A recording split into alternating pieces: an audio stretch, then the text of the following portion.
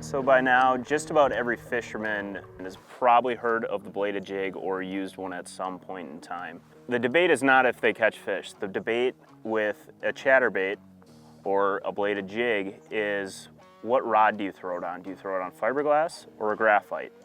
And this is very much personal preference, but what I've found is that with a graphite rod, I was just setting the hook too early for these fish with this bait. And a lot of times, if you set too early, what happens is that blade collapses in their mouth. And if you set the hook too early before that blade opens up, you'll just pop their mouth open and out comes the bait. And I saw that it wasn't extremely common, but it happened enough that I needed to make a change. So I started using a fiberglass rod.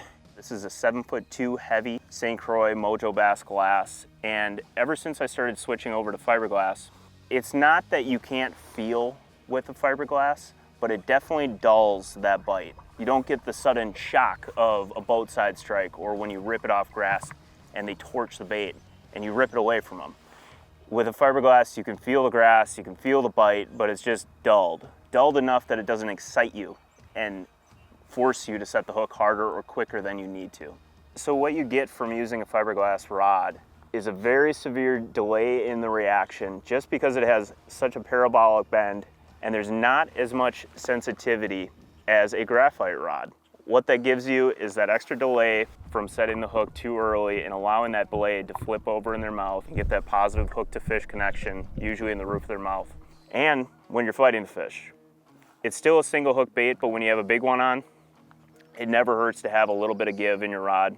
Those big surges at the side of the boat, let that rod help you fight some of those surges and get that fish into the boat. The debate between fiberglass and graphite rods for chatterbaits is very much personal preference. It's what comes down to you. There's tons of guys out there who throw the same 7 foot to 7'3" medium heavy graphite rod and make tons of money doing it just because it fits their style.